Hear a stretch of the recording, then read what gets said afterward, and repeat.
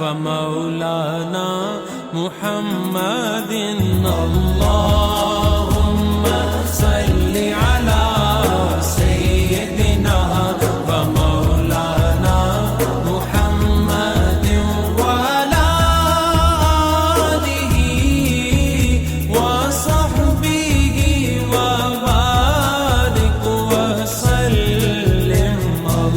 ناظرین حضرات، یہ کتاب ہم نے اپنی طرف سے پوری کوشش کی ہے کہ لفظ بلفظ کشف المحجوب میں جو لکھا ہے اسے آپ کے سامنے پیش کیا جائے، مگر پھر بھی ہم سے کوئی بھول ہوئی ہو تو داتا صاحب سے معافی چاہتے ہیں اور آپ سے درخواست کرتے ہیں کہ جہاں کوئی بات سمجھ میں نہ آ رہی ہو تو اسے آپ کشف المحجوب سے کتاب سے ملا کر صحیح معنی پتہ کر سکتے ہیں تاکہ آپ کو صحیح معلومات مل سکیں. ہم سب کو اللہ اپنے حبیب صلی اللہ علیہ وسلم کا صدقے توفیق دے کہ ہم صحیح علم حاصل کریں اور اس پر چل کر معرفت الہی حاصل کریں. اللہ تعالی ہم سب کا حامی و ناصر اور مدد کرنے والا ہے. بے شک وہی ذات ہے جس نے ہمیں پیدا کیا اور وہی ہمیں اپنی طرف لوٹانے والا ہے. روح کی بحث. اعوذ باللہ من الشیطان الرجیم.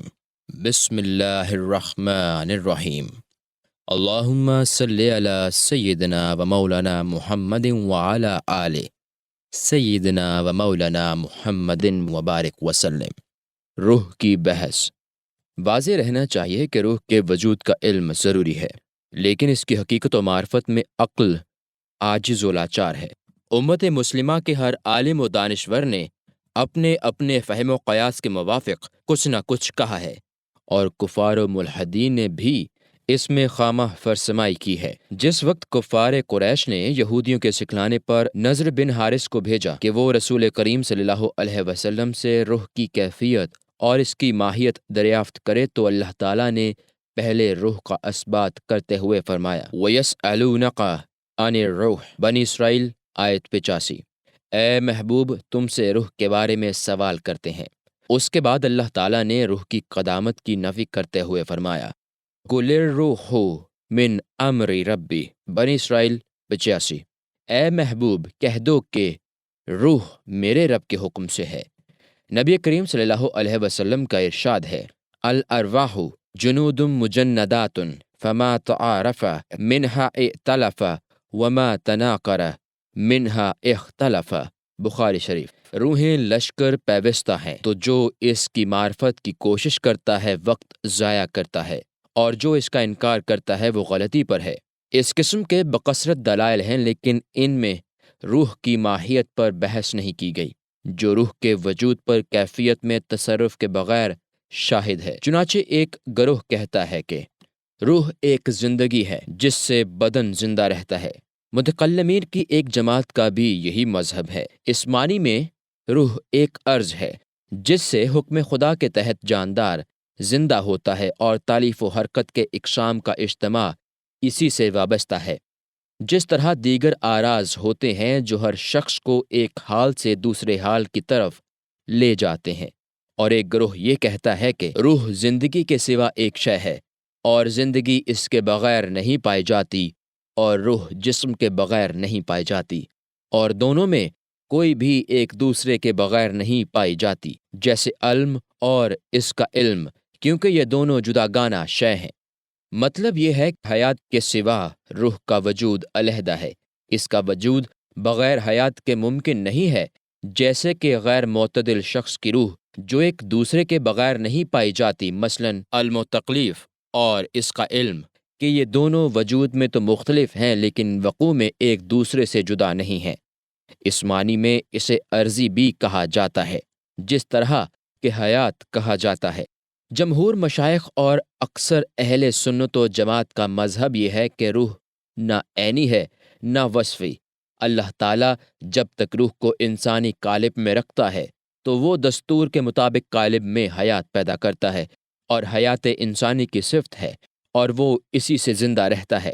اور یہ کہ روح جسم انسانی میں آریہ ہے، ممکن ہے کہ وہ انسان سے جدا ہو جائے اور حیات کے ساتھ بھی زندہ رہے، جس طرح کہ نیند کی حالت میں روح نکل جاتی ہے، مگر وہ حیات کے ساتھ زندہ رہتی ہے۔ اور یہ ممکن ہے کہ جسم سے روح نکل جانے کے وقت اس میں عقل و علم باقی رہے۔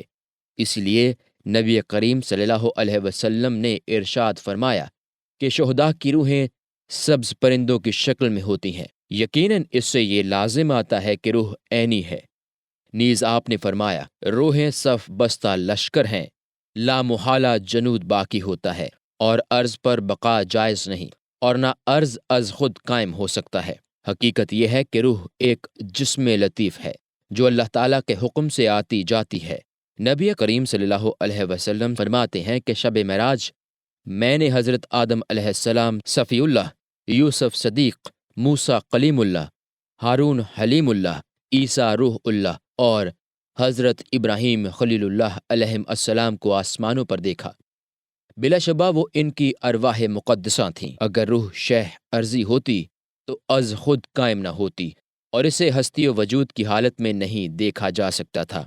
اگر وہ عرضی ہوتی تو اس کے وجود کے لیے کوئی مقام درکار ہوتا تاکہ عارض اس مقام میں قیام کرے، اور وہ مقام اس کا جوہر ہوتا، اور جواہر مرکب و کثیف ہوتے ہیں۔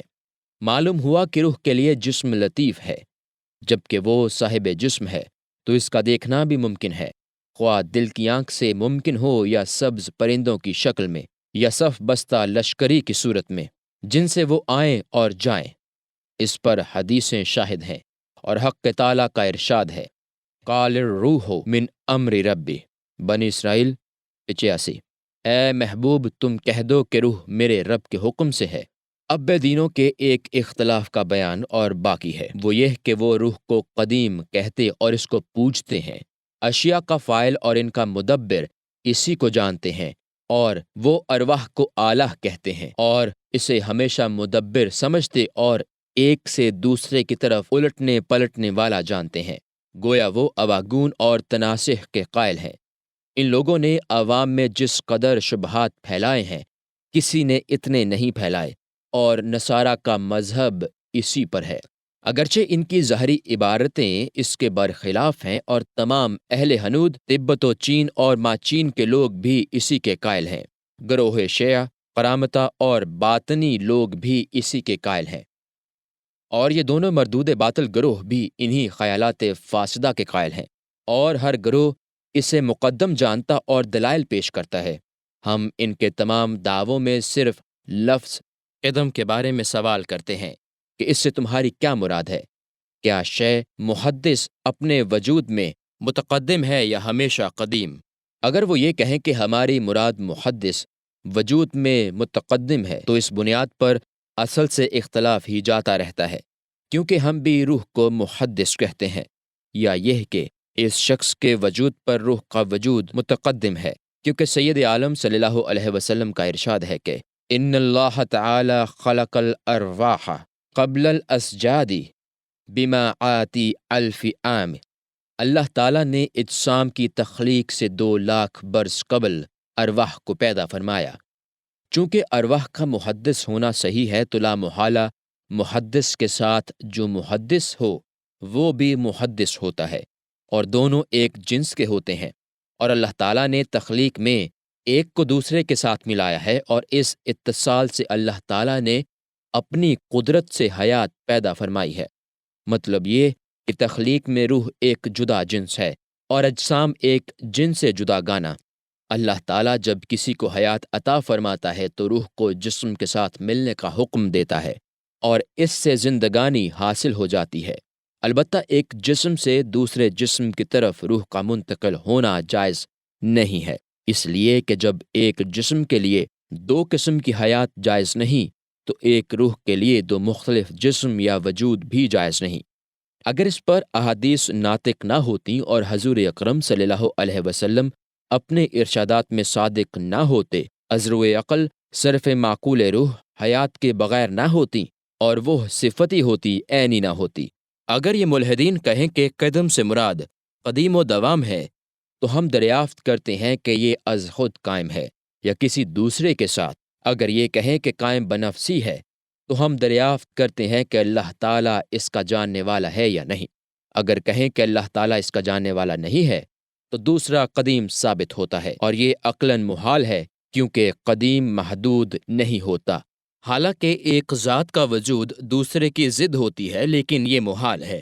اگر کہیں کہ اللہ تعالیٰ اس کا جاننے والا ہے تو ہم جواب دیں گے کہ وہ تو قدیم ہے اور مخلوق محدث، اور یہ محل ہے کہ محدث کا قدیم کے ساتھ امتزاج ہو یا اتحاد و حلول، یا محدث قدیم کی جگہ ہو یا قدیم محدث کی جگہ، اور جب ایک دوسرے سے ملایا جائے گا تو دونوں ایک ہو جائیں گے، اور جدائی محدثات کے سوا جائز نہیں کیونکہ جنسیں مختلف ہیں۔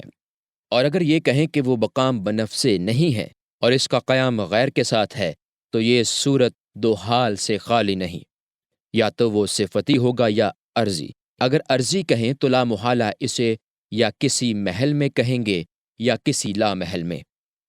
اگر اسے محل میں کہیں تو وہ محل بھی اس کی مانند ہوگا، اور قدم کا نام ہر ایک سے باطل ہو جائے گا۔ اور اگر لا محل میں کہیں تو یہ محال ہے، جبکہ عرض خود ہی قائم بنفسی نہیں تو لا محل میں کس طرح متصور ہوگا۔ اور اگر کہیں کہ یہ صفت قدیم ہے، جیسے کہ حلول و تناسخ والے کہتے ہیں، اور وہ صفت کو حق تعالیٰ کی صفت کہتے ہیں، تو یہ بھی محال ہے کہ حق تعالیٰ کی قدیم صفت کسی مخلوق کی صفت بن جائے۔ اور اگر یہ جائز ہو کہ خدا کی حیات مخلوق کی صفت ہو جائے تو یہ بھی جائز ہوگا کہ اس کی قدرت مخلوق کی قدرت ہو جائے، اسی طرح صفت موصوف کے ساتھ قائم ہو جائے۔ لہٰذا یہ کیسے جائز ہو سکتا ہے کہ قدیم صفت کے لیے حادث موصوف ہو؟ لا محالہ قدیم کو حادث سے کوئی تعلق نہ ہوگا۔ بہر طور اس بارے میں ملحدوں کا قول باطل ہے۔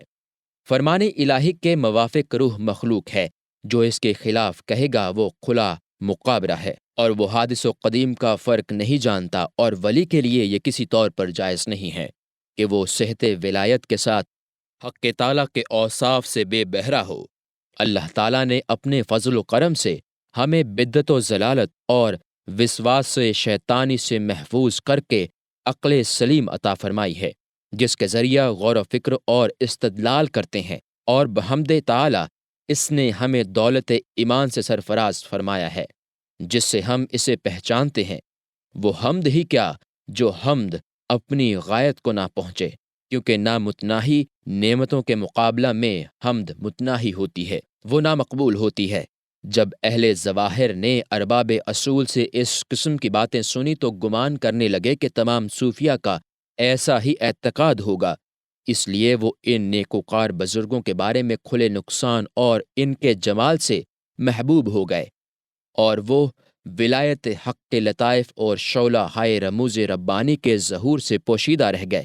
اس لیے اکابر سادات کی راہوں سے برگزشتہ ہونا اور انہیں رد کرنا ان کے قبول کرنے کی مانند، اور ان کا قبول کرنا ان کے رد کرنے کی مانند ہوتا ہے۔ واللہ اعلم۔ روح کے بارے میں اقوال مشائخ۔ ایک بزرگ فرماتے ہیں کہ جسم میں روح لکڑی میں آگ کی مانند ہے، آگ مخلوق ہے اور کوئلہ مسنون۔ اللہ تعالیٰ کی ذات و صفات کے سوا کسی چیز کا قدیم ہونا باطل ہے۔ حضرت ابو بکر واسطی رحمۃ اللہ علیہ نے روح کے بارے میں مفصل بحث کی ہے۔ وہ فرماتے ہیں کہ 10 مقامات پر روحیں قائم ہیں۔ نمبر 1، مفسدوں کی روحیں تاریکی میں مقید ہیں اور جانتی ہیں کہ ان کے ساتھ کیا ہوگا۔ نمبر 2، نیک و متقی حضرات کے جسموں کی روحیں آسمان کے نیچے اعمال صالحہ کے باعث خوش اور طاعت الہی میں مسرور ہو کر اس کی طاقت سے چلتی ہیں۔ نمبر 3، محسنین کے جسموں کی روح نورانی قندیلوں میں عرش الہی سے آویزاں ہیں، جن کی غذا محبت اور ان کا پانی شراب لطف و قربت ربانی ہے۔ نمبر 4، مریدین کے جسموں کی روح کا مسکن چوتھے آسمان پر ہے، وہاں صدق کی لذت پاتے ہیں اور اپنے اعمال کے سایہ میں فرشتوں کے ساتھ ہیں۔ نمبر 5، اہل وفا کے جسموں کی روح حجاب صفا اور مقام اصطفا میں خوش ہیں۔ نمبر 6، شہداء کے جسموں کی ارواح سبز پرندوں کے قالب میں جنت اور ان کے باغوں میں رہتی ہیں، اور وہ جہاں چاہیں اور جب چاہیں جائیں۔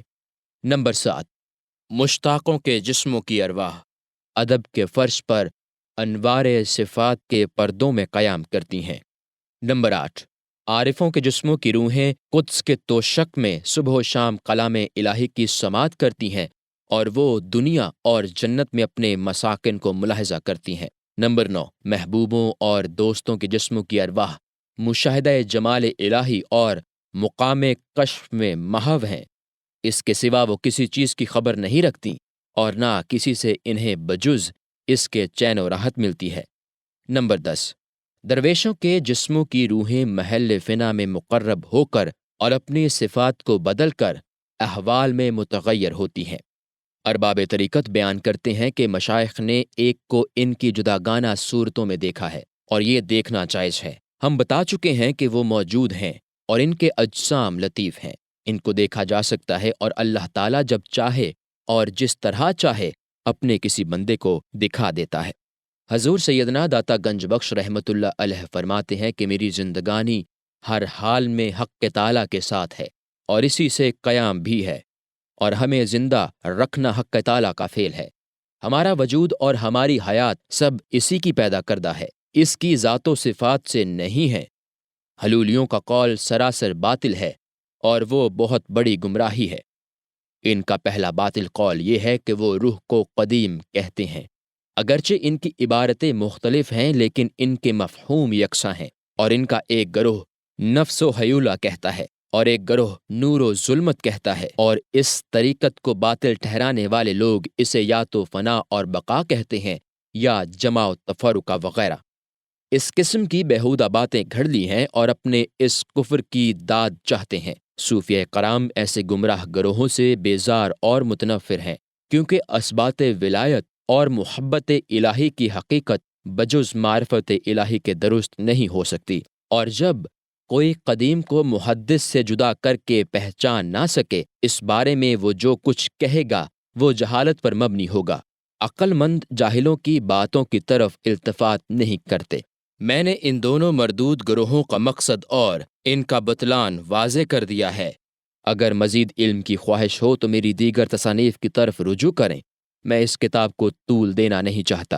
اب میں طریقت و تصوف کے حجابات کا کشف اور معاملات و حقائق کے ابواب کو روشن دلائل کے ساتھ بیان کرتا ہوں، تاکہ آسان طریقہ سے مقصود کا علم ہو سکے اور منکرین کے لیے سامان بصیرت فراہم ہو جائے اور یہ انکار سے باز آ جائیں۔ اس طرح مجھے دعا و ثواب حاصل ہو جائے۔